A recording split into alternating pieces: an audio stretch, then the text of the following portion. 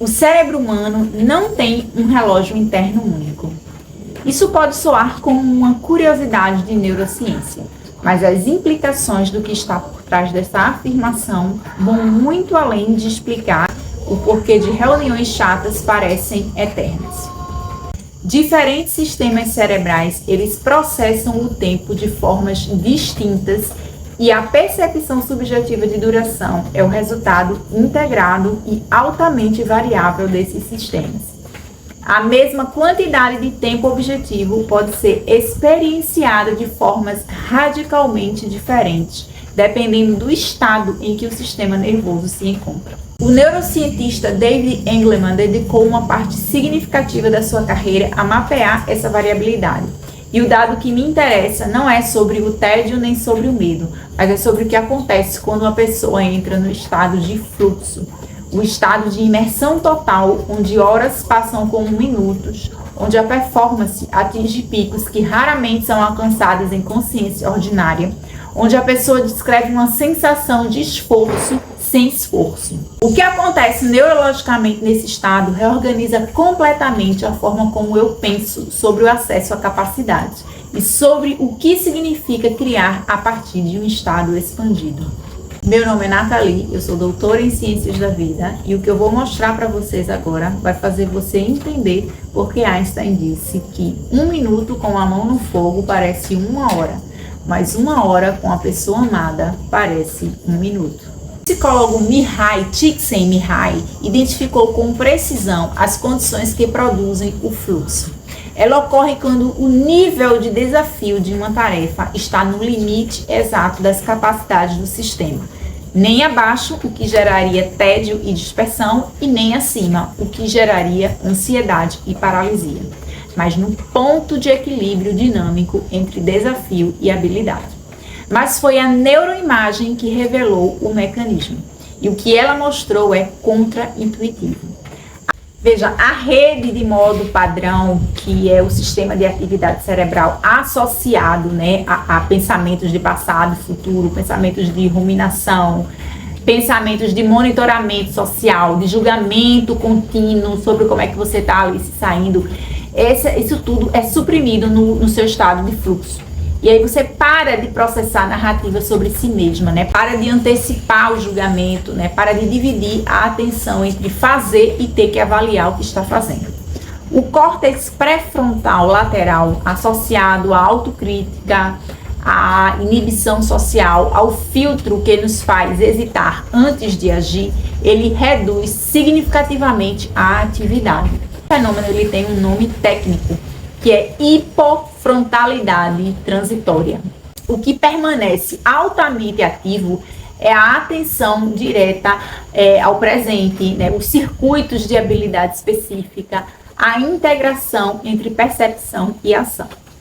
Em outras palavras, no fluxo, as partes do cérebro que limitam, elas ficam temporariamente quietas. E as partes que executam, elas ficam com acesso integral à capacidade disponível, né, sem o ruído do filtro crítico habitual interferindo. Isso tem uma implicação que vai além da performance em tarefas específicas e que conecta diretamente com o que eu ensino sobre cocriação. O fluxo, ele não apenas melhora o desempenho naquilo que você já sabe fazer, mas ele expande o que é acessível, né? O campo de soluções que você consegue perceber, né? As conexões que você consegue fazer e a criatividade, né? Ela emerge sem ser forçada.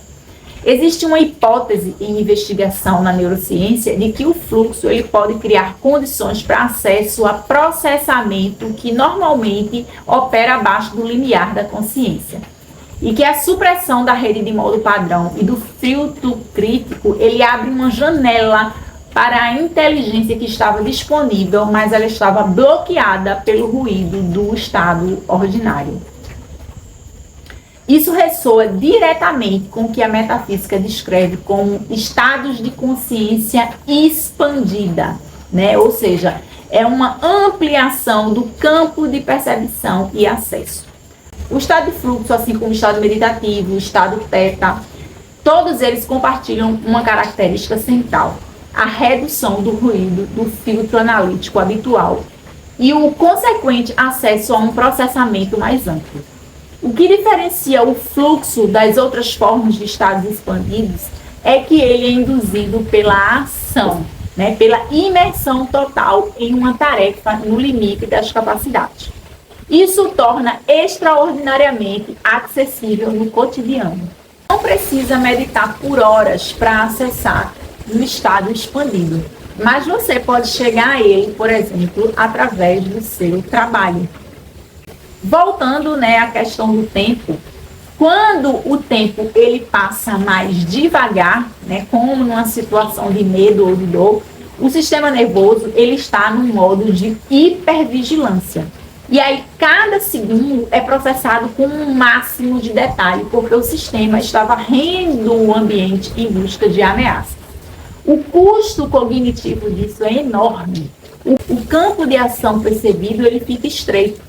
Já quando o tempo ele passa mais rápido, né, quando você está ali no fluxo, o sistema ele não está em modo de monitoramento, mas ele está no modo de expressão total.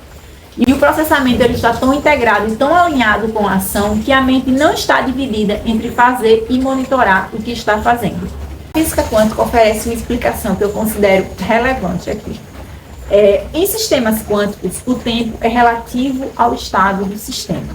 A experiência de tempo não é uma constante independente, mas ela é função do estado do observador. E se isso se aplica de alguma forma à escala humana, né, e a gente tem visto que a neurociência da percepção, ela sugere, né, que sim. Então, o fluxo, ele não é apenas um estado de alta performance, mas ele é um estado onde a relação com o tempo, ele muda de forma que expande o espaço de possibilidade dentro de qualquer momento dado. O mesmo intervalo de tempo objetivo, ele contém mais criação acessível quando o estado do observador, né, está em fluxo, do que quando é aquele estado de monitoramento ansioso. Então, como fazer, né, para criar esse estado de fluxo intencionalmente? Você pode, né, escolher um desafio no limite da sua habilidade, né, ou seja, nem abaixo da sua zona de conforto, né, e onde o sistema não é suficientemente ativado, e nem acima, onde vai gerar uma ansiedade e bloquear o acesso. É importante, né, definir objetivos, né, claros, né, porque a mente que não sabe exatamente o que está fazendo, ela vai se dividir, né, entre a atenção, entre a tarefa que tem que fazer e a busca por uma direção, né, onde chegar. Isso vai ativar aquela rede de modo padrão e que o estado de fluxo, justamente, ele suprime isso, né? E também eliminar os distratores, né? Hoje, um dos maiores distratores, né, é o celular. É realmente uma máquina de fragmentação da atenção. Mas, assim, algo que eu considero, assim, extremamente relevante, né, para o contexto da cocriação da realidade, é que o fluxo, ele é mais acessível, né? Você chega a esse estado de fluxo de forma muito mais fácil quando há uma rendição ao processo. Então, quando você não está tentando controlar o resultado a cada momento, mas você está ali completamente presente e entregue na ação que você está fazendo, sem aquele monitoramento, né, ansioso pelo resultado, isso vai gerar um estado completo, né, de fluxo. A de intenção sem tensão, que aparece repetidamente no trabalho de cocriação e que o estado de fluxo demonstra de forma cotidiana e verificável. O fluxo é talvez a demonstração mais acessível e cotidiana de que o estado interno do observador determina o que é possível dentro de qualquer momento dado. No fluxo, você não tem mais capacidade objetiva do que fora dele, mas você tem acesso a uma proporção muito maior da capacidade que já existe, porque os filtros que normalmente a limitam estão temporariamente quietos. E o que isso revela sobre cocriação é direto. A expansão do possível não requer a aquisição de novas capacidades, requer o acesso a capacidades que já existem, mas que o estado ordinário de consciência não alcança completamente. Para estados que expandem esse acesso, né, ou seja, coerência, presença profunda, é cultivar o campo a partir do qual o impossível se torna acessível. Não como um evento extraordinário, mas como consequência natural de operar a partir do estado certo. Inscreva-se no canal para continuar essa conversa. E se você está pronto para trabalhar o processo de forma personalizada, o formulário de aplicação para o meu protocolo de soberania, ele está na descrição deste vídeo. Até o próximo vídeo.